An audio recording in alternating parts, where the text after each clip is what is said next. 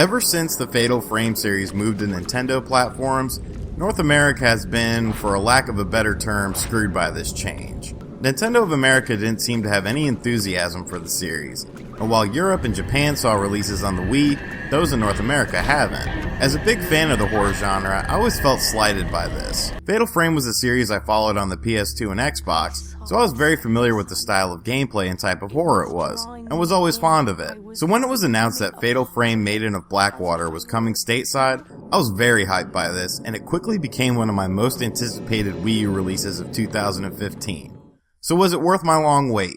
Fatal Frame Maiden of Blackwater tells a story about a mysterious mountain called Mount Hikami. The mountain has been responsible for many suicides, with people more or less in a trance by this mountain, plunging to their death. Playing as one of 3 characters, you venture to this mountain in order to find out the reason behind the suicides, or to save people you know that are going to the mountain to commit this act. Without revealing too much, as the story is an essential part of this game, the 3 characters are all interwoven in terms of the story, and while it starts out a tad slow, it quickly ramps up into one of the most morbid horror tales I've ever witnessed. Going into Fatal Frame Maiden of Blackwater, I was a bit nervous that it would be censored in terms of content, but this is not the case at all. The prevalent theme of suicide is all throughout the game, including hanging bodies, people launching to their death, and many more twisted elements. As a longtime horror fan, I appreciated the dark direction and focus on supernatural events, rather than the cliché monster element that a lot of current horror games use. If you are not familiar with the Fatal Frame series, you don't battle creatures with weapons like in a Resident Evil game, but you battle ghosts and spirits. If you don't have weapons though, how do you combat these? Easily, with your gamepad. The premise of Fatal Frame is battling ghosts and spirits with a camera known as Camera Obscura. The Camera Obscura allows you to take pictures of these ghosts that are attacking you and deals damage to them. There are different types of films to use with unique abilities, upgrades for the camera, and even different lens types that have different effects. You can upgrade your camera by using points you acquire from the photos you take, with photos that deal more damage or photos that damage several spirits at once, giving you more points. The gamepad is essentially the camera for the game, and it works flawlessly. While some gamepad-specific games can feel a bit tacked on and clunky, Fatal Frame Maiden of Blackwater is not one of those. If anything, it adds to the tension of the game.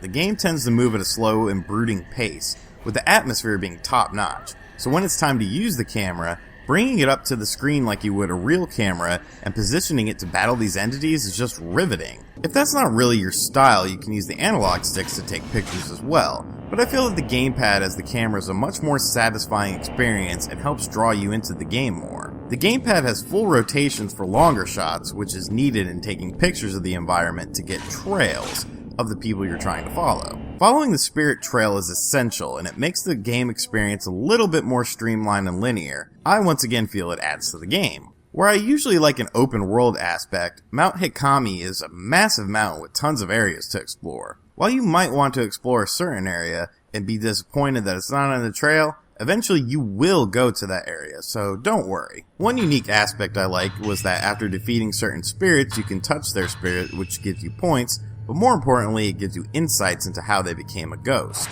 This is actually one of the scariest parts of the game, because the scenes are presented like an old VHS tape with fuzzy quality.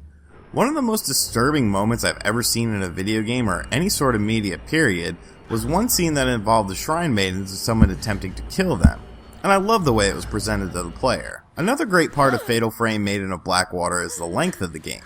This game is a very long experience, clocking in at about 15 plus hours depending on your playstyle, and has lots of secrets and costumes as well.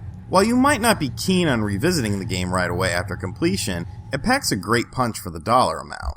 Presentation is key in any horror game, and once again, Fatal Frame Maiden of Blackwater gets everything right. The graphics are dark and brooding and very atmospheric. Character models are clean and sharp, and although there's a few strange animations at times, it's a beautiful looking game when all is said and done. The sound is top notch as well, with music being used as an element to increase tension, sound effects being loud and crisp, and a few audio scares to keep you on your toes. With all this said, Fatal Frame Maiden of Blackwater is easily one of my favorite Wii U games to date.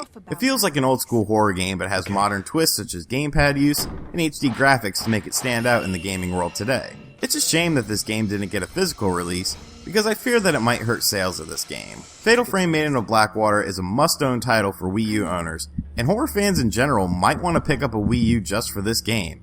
It's that good.